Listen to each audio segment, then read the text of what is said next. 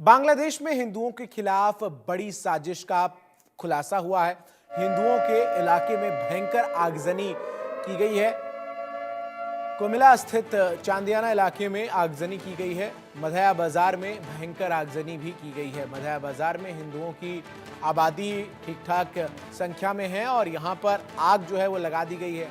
किसने आग लगाई, क्यों लगाई, आग लगाने के पीछे की वजह क्या है, ये सब जो है वो जांच का विषय है। लेकिन जो प्रथम दृष्टया जानकारी सामने आ रही है उसके मुताबिक यहाँ पर बड़ी संख्या में हिंदू रहते थे और हिंदुओं को निशाना बनाते हुए ही आगजनी की इस घटना को अंजाम दिया गया है। तो ये बड़ी जानकारी इस वक्त आपके टेलीविजन स्क्रीन पर है।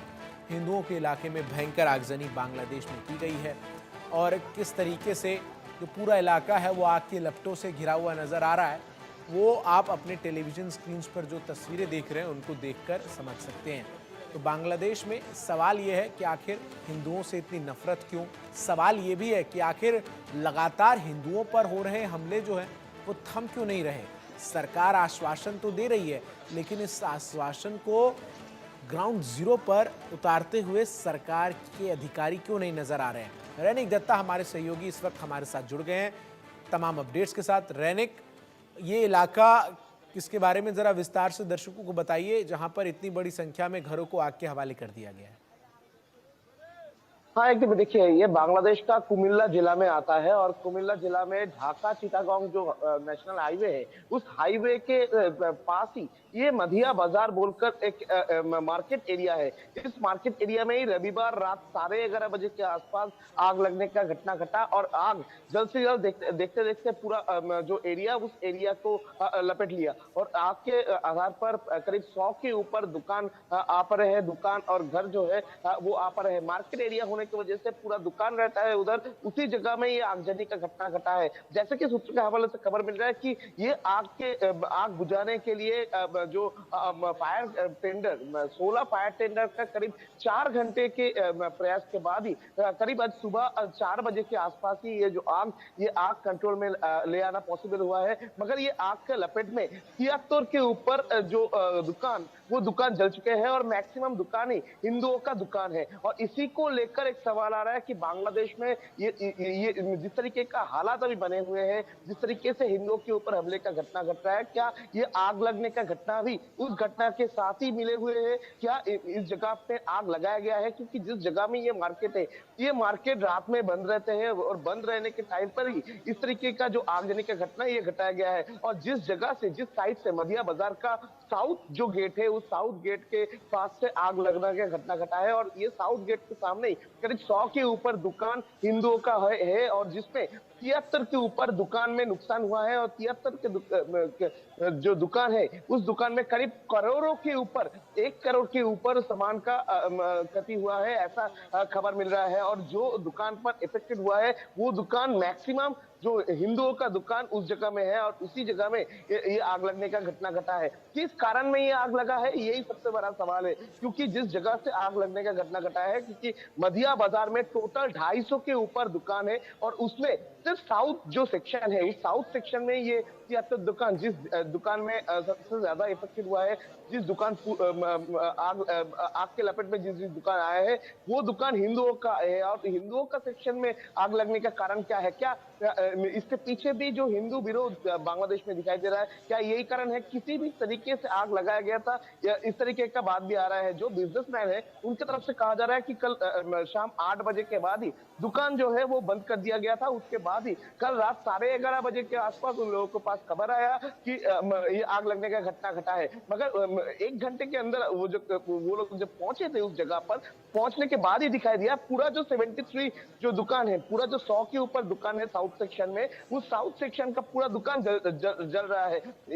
इसी जगह से उन लोगों के पास सवाल है कि इतना जल्दी आग फैला कैसे? क्या आग को लगाया गया था? क्या आग लगने के बाद ही और भी जो दुकान है उस दुकान में भी आग लगाया गया था? ये सवाल ही अभी इन लोगों की तरफ से किया जा रहा है। तो एक तरफ हिंदुओं के ऊपर लगातार हमले का घटना बांग्लादेश में सामने आ रहा है और अभी बांग्लादेश में हिंदू जो बिजनेसमैन है उनके ऊपर भी लगातार प्रेशरिस्ट का घटना सामने आ रहा है। ठीक उसी टाइम पर ये मधिया बाजार परिवार में जो आगजनी का घटना घटा है, जिसमें 73 के ऊपर दुकान, जो हिंदुओं का दुकान है, उस दुकान में आग लगने का घटना घटा है, जिसमें हिंदू जो बिजनेसमैन है, उनका करोड़ों को जो संपत्ति है वो नष्ट हो चुका है। इसमें से सवाल है, क्या हिंदुओं के ऊपर जो कट्टरपंथियों का नजर, उसके वजह से ये आग लगाया गया था? इसका जांच अभी पुलिस की तरफ से फिलहाल किया जा रहा है, मगर बिजनेसमैन जो है उनके तरफ से कहा जा रहा है कि इसके पीछे साजिश है और ये आग लगाया गया था। ये कोई मामूली आग लगने का घटना नहीं है। ये जो दुकान है, ये दुकान को हटाने के लिए जोर किया जा रहा था और इसी कारण में ये आग लगाया जा सकता है।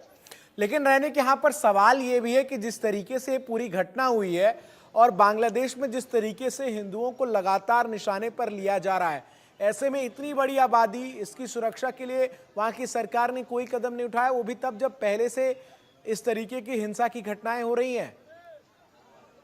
नहीं, देखिए, इंटरिम गवर्नमेंट के ऊपर ये सवाल ही बार बार से आ रहा है कि इंटरिम गवर्नमेंट इतना दिन हो चुका है, मगर अभी भी इंटरिम गवर्नमेंट की तरफ से बांग्लादेश का जो परिस्थिति, जिसमें बांग्लादेश में हिंदुओं के ऊपर लगातार हमले का घटना घट रहा है, इसको रोकने के लिए कोई बंदोबस्त क्यों नहीं किया जा रहा है? इंटरिम गवर्नमेंट की तरफ से अगर देखा जाए तो लगातार जो हिंदुओं के ऊपर हमले का घटना घट रहा है, इसको लेकर कोई स्टेप तो नहीं लिया जा रहा है। दूसरी तरफ ये हिंदुओं का जो दुकान है, जिस जगह में हिंदुओं का घर है, उस जगह में कोई प्रोटेक्शन का बात भी नहीं दिया जा रहा है। ये कुमिल्ला का बात अगर किया जाए, जिस कुमिल्ला में ये आग लगने का घटना घटा है, ये कुमिल्ला में भी 2 दिन पहले भी दिखा गया था कि लगातार हिंदू जो परिवार है, उनके घर में आगजनी का घटना घटा था, उनके घर को तोड़फोड़ किया गया था, उसमें आग लगाया गया था। उसके बाद अभी हिंदुओं का जो दुकान है, उस दुकान में भी आग लगने का घटना घटा है, उसमें आग लगाया गया है, ऐसा अभियोग भी किया जा रहा है। तो इसी जगह में सवाल है कि जिस जगह में इस तरीके का घटना घट रहा है, उस जगह में प्रोटेक्शन देने का कोशिश इंटरिम गवर्नमेंट की तरफ से क्यों नहीं किया जा रहा है? और मोहम्मद यूनिस की तरफ से जैसे